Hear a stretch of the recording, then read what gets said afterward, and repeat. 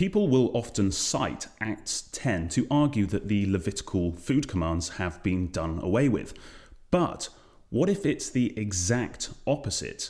What if Peter's vision actually confirms that unclean and clean food commandments still apply? Because in this vision, Peter is shown all kinds of animals and birds, which indicates that he saw both clean and unclean animals. And this seems to be confirmed by Peter's response to a voice telling him to kill and eat. He declines to eat anything on the sheet because he has never eaten anything common or unclean. Those are two separate categories that he is declining.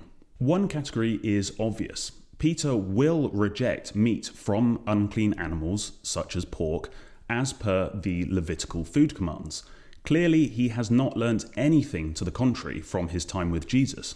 Looking here at the Bible Hub Interlinear, this category he rejects, the unclean animals, is the Greek word akathartos, which is also the word used in the Septuagint to translate the Hebrew word tamai, unclean, throughout the Hebrew Bible. But what about this other category that Peter is rejecting? This is the Greek word koinos, common, which can also be translated as defiled.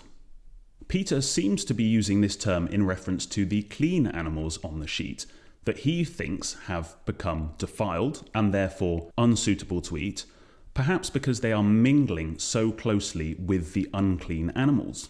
This idea has been termed defilement by association, and a source for this is Peter's Vision and Conflicting Definitions of Purity by Clinton Wallen. This article is also my source for the Greek terms, and it goes into various ancient Jewish literature showing the idea of foods that are not inherently unclean, but are deemed to have become, for various reasons, defiled.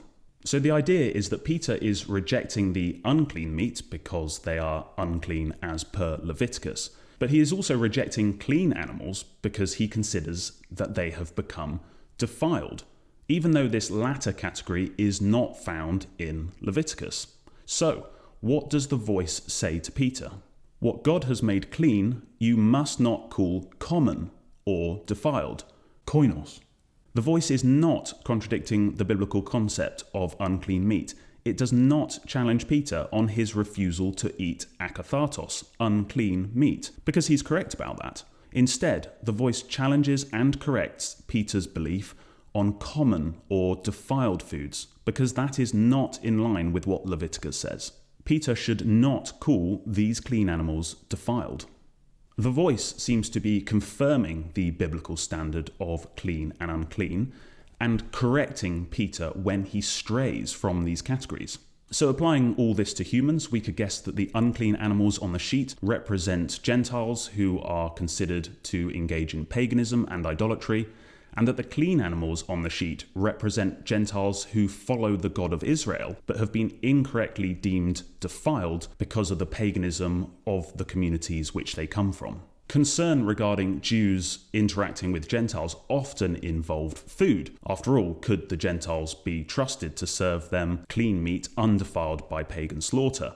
So using animals as the allegory is very apt. In reality, you cannot call any human inherently unclean or permanently defiled, because both of these are incorrect, as Peter states when interpreting his vision. Of course, this is all just my opinion. I've put all the sources that I've used in the description.